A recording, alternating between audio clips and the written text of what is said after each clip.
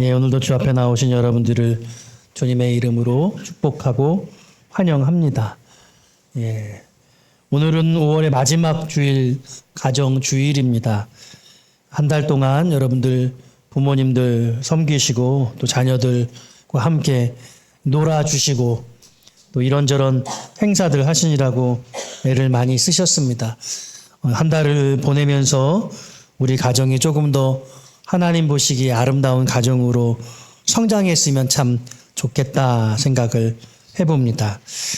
오늘 마지막 이 가정주일에 여러분과 함께 나눌 말씀의 제목, 우리 가정에 있는 것과 없는 것. 우리 가정에 있는 것과 없는 것이라는 제목으로 말씀을 준비했어요. 이 5월달은 말씀 전하기가 되게 늘 어려운 게 해마다 똑같은 주제를 같이 나누게 되니까 어떻게 이걸 또 여러분과 함께 새로운 은혜를 나눌 것이냐 고민을 하게 되어지는데, 이번 가정주일에는 이 잠언 15장의 말씀이 저에게 다가왔습니다.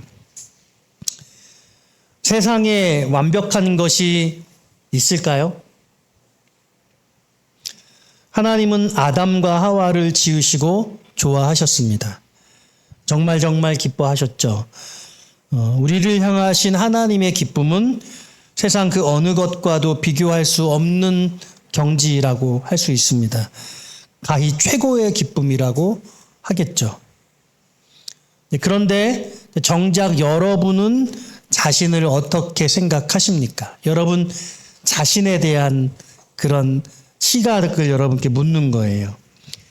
거울 속 자신을 보며 하나님께서 여러분들을 보며 누리셨던 그 만족감을 여러분들이 가지고 있냐고 자문해 보시기를 바라요.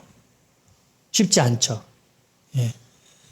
우리는 영화 속에 또는 드라마 속에 완벽한 그런 연예인들의 모습을 추구하고, 또 세상은 할 수 있는 갖은 방법으로 얼짱, 몸짱, 또 더 나은 삶, 정규직을 가지고 또 중산층 그 이상의 삶을 이루기 위해서 애를 씁니다. 그러다 보니 만족스럽지 못하죠. 수입이 각박해도 폼생폼사 SNS로 나름을 과시하며 멋짐을 아무리 뽐내봐도 이상하게 우리 마음은 점점 더 시들시들 병들어가는 것처럼 느껴질 때가 많습니다. 2025년 대한민국은 비정규직 시대라고 할 수 있습니다. 젊은이들은 오늘도 알바 천국과 알바 지옥을 오가며 살고 있고, 어떻게 하면 돈을 벌어 부자가 될지 전전긍긍 중입니다. 이와는 정반대로 그렇게 열심히 살지만 삶의 공간에 안전지대가 많이 부족해 보입니다. 자칫 스스로를 내동댕이쳐 버리기 쉽고요. 누군가 옆에서 붙잡아주지 못하는 순간들이 많죠. 젊은이들이 삶의 열의를 가지지 못하는 것도 한편으로 이해가 갑니다. 너무 열심히 살려 하지 말아라. 그런다고 특별히 달라지는 것도 없다. 1등만 기억하는 더러운 세상. 이런 문구가 우리 마음과 입에 아주 착착 달라붙지 않습니까? 삶을 그렇게 우리가 느끼고 있기 때문에 그런 것이겠죠. 곤란합니다. 다시 오늘 화두에 처음으로 돌려서 자부심이라는 게 있습니다. 자신을 당당하게 여기는 마음입니다. 나는 내가 소중하다. 당연해. 나는 나니까, 오직 나뿐이니까 소중한 것이야. 여러분 이렇게 생각하고 계십니까? 그런데 이제 조건을 따지면 그렇지는 않아요. 우리는 배우나 모델처럼 그렇게 잘생기지도 예쁘지도 않습니다. 특별하게 운동을 잘하는 것도 없습니다. 제가 일반적인 얘기를 하는 겁니다. 서울대학교에 갈 수 있는 그런 탁월한 성적은 근처에도 가지 못합니다. 내세울 만한 게 없어요.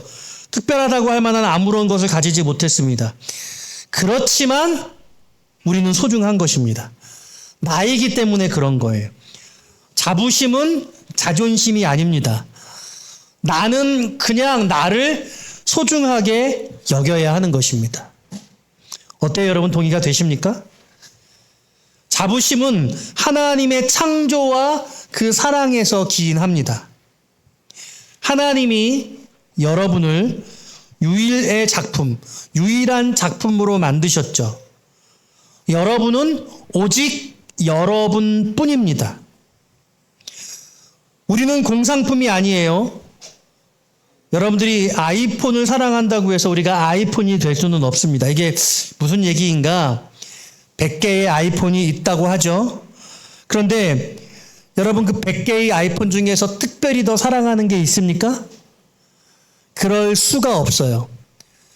100개 중에 그 어떤 것도 똑같은 아이폰이기 때문에 첫 번째 것을 쓰나 50번째를 쓰나 99번째 것을 쓰나 다 동일합니다. 하나도 다르지 않습니다. 우리가 특별히 그 어떤 아이폰을 사랑한다고 말할 수가 없지요. 왜냐하면 그건 공상품이기 때문에. 우리는 아이폰을 사랑하지만 하나님이 우리를 사랑하시는 것은 전혀 다른 차원으로 저와 여러분들을 사랑하시는 거예요. 믿으십니까? 네. 여러분들은 유일합니다. 그런 여러분을 하나님이 사랑하시는 것입니다. 여러분들을 구성하고 있는 여러분의 모든 것이 여러분들의 특별함을 더해줍니다. 비교하지 마십시오. 세상이 불공평하다고 생각하는 순간 여러분은 사비에 빠집니다. 비참해지고 불행해지고 사회에 대한 반감이 생기고 그저 방황할 뿐입니다. 그러니까 여러분에게 지금 필요한 것은 자부심이라고 말씀을 드리는 겁니다. 여러분들이 가진 조건과 무관해요. 여러분들이 어떤 처지에 놓여져 있는 것과 상관없습니다. 무엇을 가졌건 그것은 중요하지 않습니다. 가진 게 아무것도 없을지라도 오로지 이것 하나만은 반드시 소유해야 합니다. 바로 그게 자부심이에요. 잘난 척하라는 말이 아닙니다. 뻑이라는 뜻도 아닙니다. 세상 재수 없는 게 잘난 척하고 뻑이 있는 사람들이죠. 여러분의 심장 깊은 곳에 여러분 자신을 귀히 여기는 자신감을 가지라는 것입니다. 여러분들이 어떤 모습이라 할지라도요. 왜 그래야 합니까? 하나님이 여러분들을 지으셨으니까. 하나님이 여러분들을 사랑하시니까 그래도 됩니다. 그런 점에서 여러분들은 완벽합니다. 여러분들의 조건이 완벽한 것이 아니라 여러분을 향하신 하나님의 사랑, 하나님의 지으심이 완벽한 거예요. 여러분 믿으십니까? 그러니까 여러분 세상에 완벽한 것이 분명히 존재합니다. 바로 여러분이에요. 오늘 같은 시대에 자존감이 무너지고 불안의 시대에 이와 같은 나를 소중히 여길 수 있는 하나님의 사랑을 우리가 명확하게 이해하고 있어야 됩니다. 단 이 완벽함은 여러분이 오직 자신에게 자부심을 가질 때에만 작동할 수 있어요. 여러분 이 작동법을 주의하시기를 바랍니다. 저는 오늘 말씀을 통해 여러분과 함께 있다 없다 게임을 해보려고 해요. 오늘 이 잠언 15장 16절에서 20절까지 이 5절에는요. 있다와 없다가 있습니다. 저는 여러분들에게 가정에 있어야 할 5가지를 오늘 여러분과 나누고 싶습니다. 첫 번째 가정에 있어야 할 것 16절에 등장합니다. 같이 한번 읽어볼까요? 시작.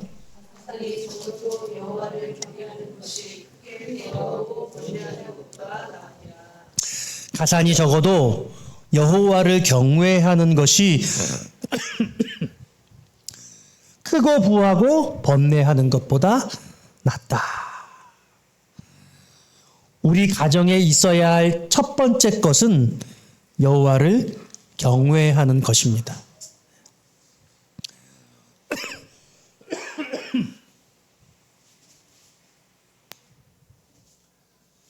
여러분 오해하지 마시기를 바라요. 여러분 가정에 있어야 될 첫째를 하나님, 여호와라고 말씀하지 않고 여호와를 경외하는 것이라고 말씀하셨어요. 여러분들 가정에 물질이 많건 물질이 적건 그게 중요하지 않다는 거예요.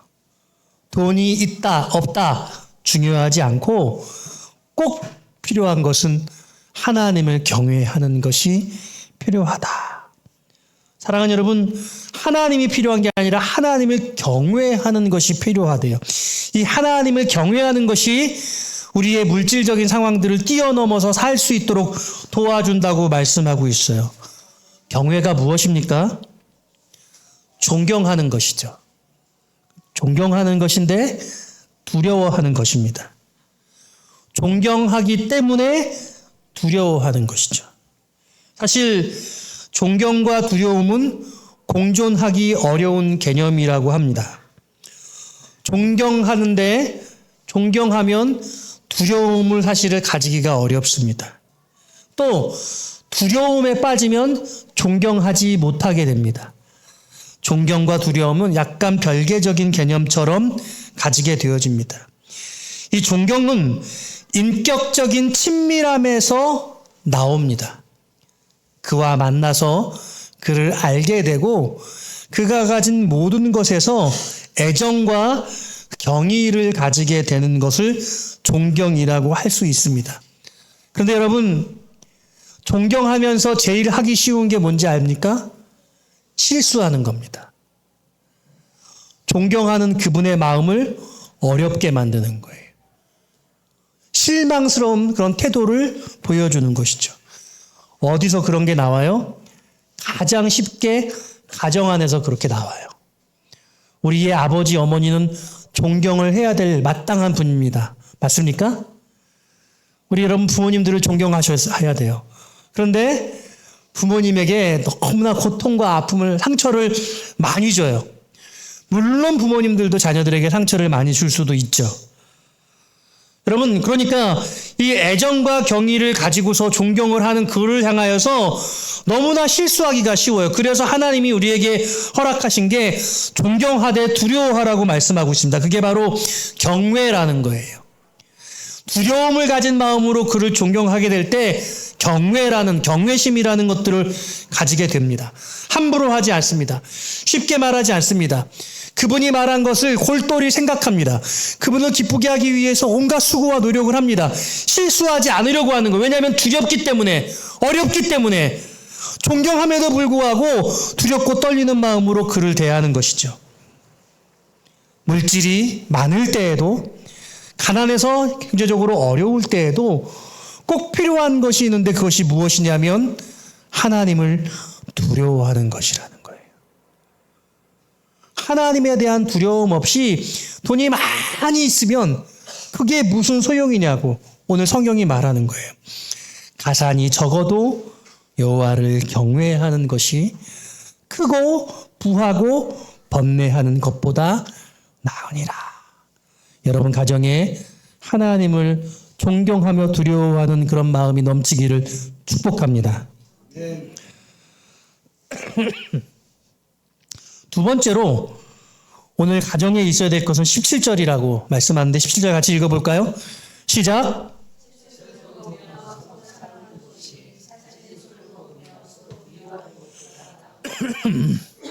자, 여기 있다 없다. 자, 여러분 소고기를 먹는다와 못 먹는다. 여러분 집에서 소고기 드십니까? 저 어렸을 적에는 1년에 소고기 한 번 먹을까 말까. 예. 추석 때 구정에 소고기 사다가 소고기 국 끓여가지고 잔뜩 국물 넣어가지고 그때 소고기 한 번 먹었죠. 그런데 지금은 여러분 얼마든지 소고기 사 먹는 것 같아요. 그런데 오늘 이 본문의 말씀은 뭐라고 말하냐면 소고기를 먹는 것보다 채소를 먹으면서 서로 사랑하는 것이 훨씬 더 낫다고 말씀하세요. 예. 그러니까 여러분 가정에 있어야 될 것이 무엇이냐면 사랑이 꼭 있어야 된대요. 그런데 어떤 사랑이냐면 따라합시다. 서로 사랑해야 합니다. 예.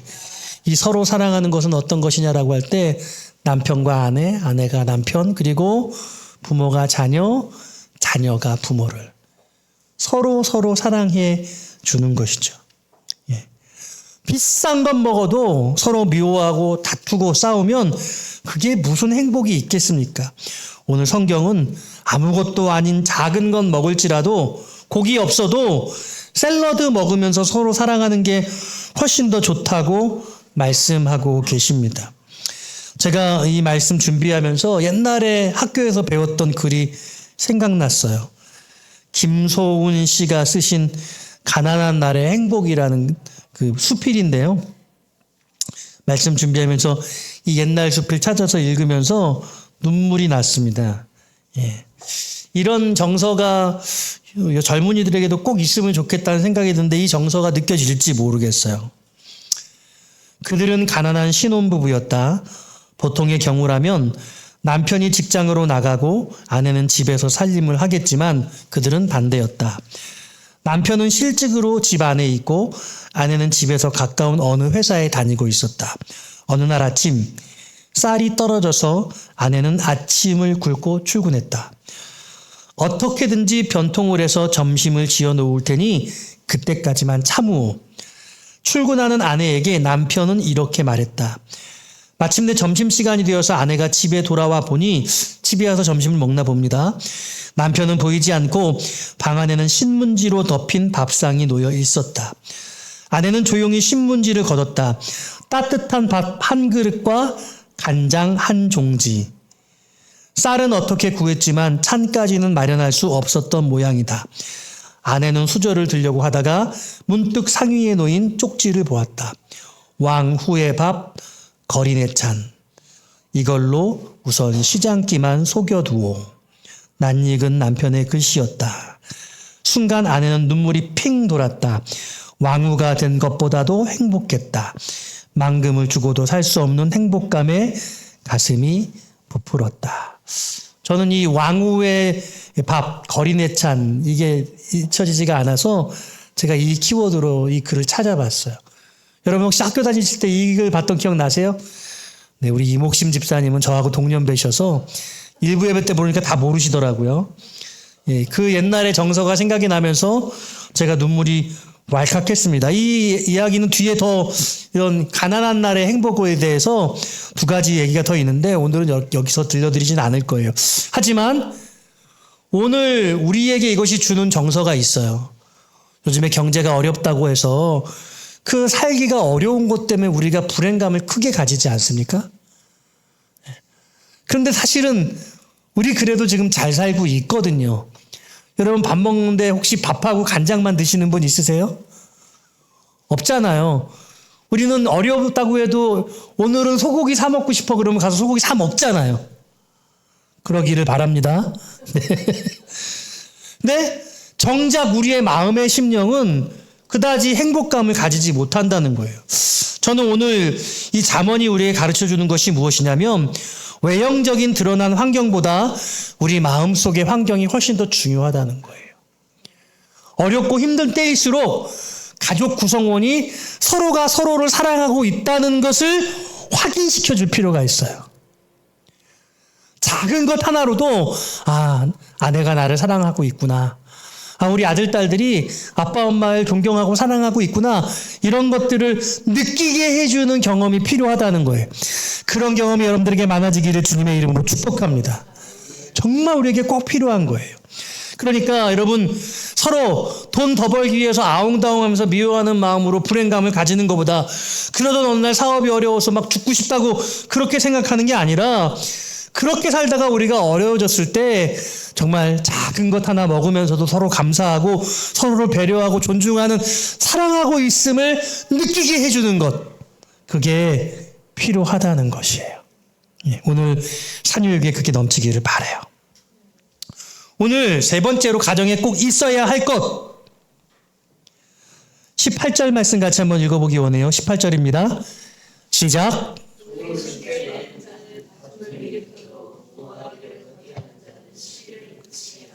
예. 자, 있다, 없다. 오늘 18절에 등장하고 있는 있다, 없다는 자, 여러분 가정에 화를 쉽게 내는 사람, 화를 폭발하는 사람, 아니면 그런 신경질적인 화가 나는 상황에도 잘 참는 사람 있습니까? 없습니까? 여러분 가정에서 늘 화를 내는 사람이 보통 정해져 있나요? 늘 참는 사람이 여러분 정해져 있습니까? 오늘 뭐라고 말씀하고 있어요? 노하기를 더디하는 자가 시비를 그치게 한다. 가정 안에 우리는 늘 이러저러한 일로 다툼과 갈등을 만들게 되어지지요. 싸우지 않는 집이 어디 있겠습니까? 그런데 그와 같은 갈등의 상황 속에 어떤 사람은 갈등을 잘 해결해내는 심력을 가진다는 거예요. 갈등을 극복하는 그런 힘이 있다는 겁니다. 그게 어떤 사람이라고요? 노하기를 더디하는 사람이라고요. 여러분 가정 안에 노하기를 더디하는 사람이 있었으면 좋겠어요. 저는 그런데 특별히 노하기를 더디하는 사람, 우리 집에는 항상 아내가 참아요. 항상 엄마가 참아요. 이게 아니라 오늘 엄마가 조금 많이 힘들어가지고 우리한테 화를 내네. 오늘은 우리가 좀 참자. 아들, 딸들이 좀 참아주는 날이 필요할 것 같아요. 오늘은 아빠가 밖에 나가서 무슨 어려운 일이 있었는지 왠지 컨디션이 안 좋아서 화를 신경질을 내시네. 오늘은 좀 아내가 좀 참아주자. 우리 아이들이 오늘 시험을 망치고 돌아왔나 보네. 오늘은 아빠 엄마가 좀 견뎌주자. 너만 힘들어, 나도 힘들어. 그러면서 서로 싸우면요, 그 가정은 불행하고 그래서 행복감을 가지지 못하는 거죠. 우리 가정 안에 누군가는 견뎌줘야 되고 누군가는 침묵하고 참아주어야 되는 사람이 있다고 성경은 말씀하고 있는 거예요. 분을 쉽게 내는 자는 다툼을 일으키지만 노하기를 더디하는 자는 시비를 그치게 하느니라. 여러분, 이런 상황에는 블랙홀이 되시기를 바랍니다. 무슨 얘기를 해도 다 빨아들일 수 있는 영적 흡입력을 가지시기를 주님의 이름으로 축원합니다. 아내를 바라보면서 야, 오늘 아내가 되게 힘들었나 봐. 남편을 바라보면서 여보, 무슨 일이 있었어요? 어려운 일이 있었나 봐요. 그렇게만 얘기해줘도 마음이 풀려요. 학교에서 무슨 일이 있었던 거야. 예, 여러분 그럴 수 있는 마음을 소유하게 되시기를 축복합니다. 오늘 네 번째 가정에 꼭 있어야 할 것, 있다 없다. 19절 말씀입니다. 같이 읽어볼까요? 시작. 게으른 자의 길은 가시 울타리 같으나 정직한 자의 길은 대론이라.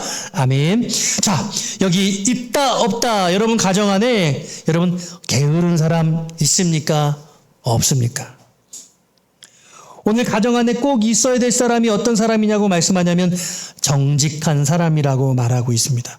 좀 이상해요. 그런데 뭐가 이상해요? 여러분, 정직의 반대는 뭐예요? 부정직이죠. 불의. 정직한 삶의 반대는 불의한 삶이라고 할 수 있어요. 오늘 본문에 그런데요, 꼭 가정에 있어야 될 것을 함께 묵상을 할 때에 정직한 자의 길, 다시 말하면 정직한 삶이라고 할 수 있는데, 이 정직한 삶의 반대가 뭐냐면 19절에 불의한 삶이 아니라 게으른 자의 길이라고, 게으른 삶이라고 말씀하고 계세요. 잠언에 게으른 삶에 대한 여러 번의 말씀이 나와요. 6장 9절 이하거든요. 게으른 자여, 내가 어느 때까지 누워 있겠느냐? 내가 어느 때까지 잠이 깨어 일어나겠느냐? 좀 더 자자, 좀 더 졸자, 손을 모으고 좀 더 누워 있자 하면 내 빈궁이 강도같이 오며 내 궁핍이 군사같이 이르리라. 이렇게 말씀하고 있어요. 똑같은 말씀이 잠언 24장에서도 한 번 더 등장하고 있습니다. 그러니까 게으른 삶이 부정직한 삶이에요. 여러분, 이 정직한 자의 삶은 저는 어떻게 이야기냐면요, 따라합시다. 성실한 삶입니다. 부지런한 삶입니다. 제가 우리 자녀들한테 이런 이야기를 해요. 자녀들은 마땅히 학교 생활을 최선을 다해서 성실하게 열심히 해야 된다. 공부를 열심히 해야 된다. 제가 이 커가지고 보니까요, 공부는 타고나는 거더라고요. 공부는 타고나요. 잘하는 사람이 있어요. 잘하는 애들이 있어. 걔는 머리가 좋아가지고 남들이 아무리 열심히 해도 걔를 따라갈 수가 없어. 그런데 공부를 잘하는 또 다른 부류가 있는데 성실한 친구들. 엉덩이가 무거워서 열심히 성실하게 공부한 친구들이 이 똑똑한 친구들을 어느 순간 앞지르기도 하더라고요. 제가 정직한 삶에 대해서 이야기를 하는데 우리 학생들이, 자녀들이 학창 생활을 보내면서 그래요. 타고나지 않아서 공부를 못할 수 있지만 그 학업이라는 것을 통해서 내가 어떤 삶의 태도를 가질 것인가를 배우는 거예요. 바로 그게 정직한 삶, 성실한 삶이거든요. 맞아요. 나는 공부에 재능이 없어요. 그렇지만 그 학업을 대하는 것을 통해서 삶에 대한 태도를 배워나가는 것이라고 말씀드리고 싶어요. 그래서 나는 공부가 재능에 맞지 않아. 어차피 공부해도 잘 안 될 텐데 그러면서 스스로 게으른 삶을 택한다면 그 사람은 삶의 모든 것에 있어서 그와 같은 태도를 가질 가능성이 높아요. 우리 학생들, 자녀들 잘 들으세요. 그러므로 오늘 이 잠언은 정직한 자의 길의 반대를 부정직한 자의 길이라고 말하지 않고 게으른 자의 삶이라고 말씀하고 계시는 거예요. 우리 가족들 안에 여러분 열심히 성실히 사는 것과 상관없는 그런 분들 계시지 않기를 바랍니다. 마지막 5번째 20절입니다. 같이 읽어볼까요? 시작.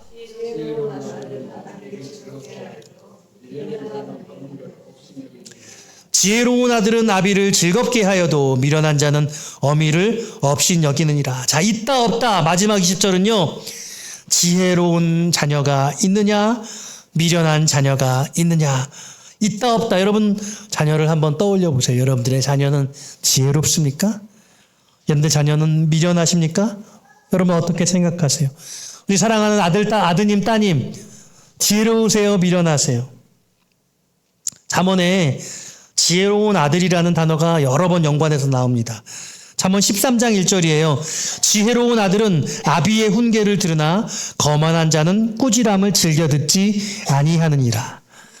지혜로운 자식은 아버지의 훈계를 바르게 듣고 교정하는 그런 사람이래요. 잠언 10장 5절입니다. 여름에 거두는 자는 지혜로운 아들이나 추수 때에 자는 자는 부끄러움을 끼치는 아들이니냐. 여기 또 게으름의 부분이 나오죠. 추수 때에 자는 자, 반대는 일찌감치 여름에 거두는 자가 지혜로운 아들입니다. 여러분 부지런한 자식이 지혜로운 자녀예요. 잠언 28장 7절입니다. 율법을 지키는 자는 지혜로운 아들이요 음식을 탐하는 자와 사귀는 자는 아비를 욕되게 하느니라. 하나님의 말씀을 잘 지키는 자가 지혜로운 아들이라고 말합니다. 또 아버지의 심경에 대해서 잠언 23장 15절은 말씀해요. 내 아들아, 만일 내 마음이 지혜로우면, 너의 마음이 지혜롭다면 곧 내 마음이 즐겁겠고. 지혜로운 아들을 두면, 지혜로운 자녀를 두면 부모는 그 자식으로 말미암아 즐거워진대요. 다시 한번 시금석, 기준이 있어요. 가서 오늘 자녀들은 물어보세요. 아빠, 어떻게 제가 아빠의 아들인 것이, 아빠의 딸인 것이 아빠를 즐겁게 하나요? 진지하게 물어보세요. 그러면 여러분들의 부모님이 여러분들을 이렇게 바라보시면서 진심 어린 눈빛으로 얘기할지 아니면 웃으면서 얘기할지 모르겠어요. 근데 분명한 사실은 지혜로운 자녀를 둔 부모님은 그 마음이 즐거울 것이라고 잠언이 가르쳐주고 계시다는 겁니다. 정리해 보겠습니다. 오늘 가정에 있어야 될 5가지가 한 절씩 나와 있는데 우리 가정은 가정 형편이 어려운 가운데도 여호와를 경외하고 있는가? 우리 가정은 소고기 못 먹어도 서로 사랑하는 마음이 넘치고 있는가? 우리 가정은 갑작스럽게 갈등하고 다투는 일이 생길 때 누군가 참아주고 견디는 그런 식구가 있는가? 우리 가정은 식구들 모두가 게으르지 않고 무엇인가를 위해서 성실하고 정직하게 열심을 다해 살아가고 있는가? 우리 가정은 자녀들로 말미암아 부모님이 행복하고 기뻐하는가? 하나님께서 주시는 가정에 오늘 있는 것과 없는 것, 여러분들의 가정 한번 비교해 보시기를 바랍니다.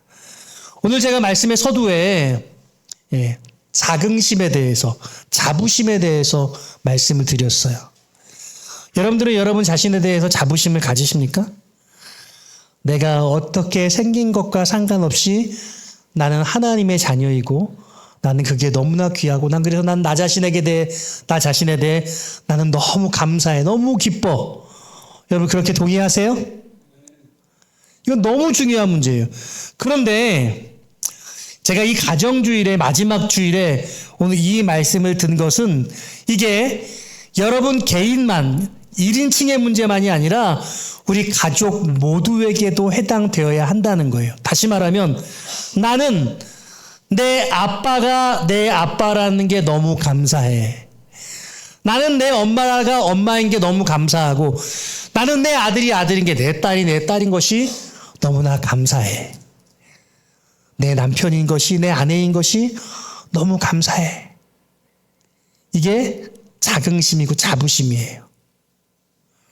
그러려면 남편이 남편같이 멋져야 되고 아내가 아내답도록 너무 현숙해야 되고 아들, 딸이 그렇게 정말 멋진 아들, 딸의 모습이어야 되는데 제가 말씀드리는 건 그게 아니죠.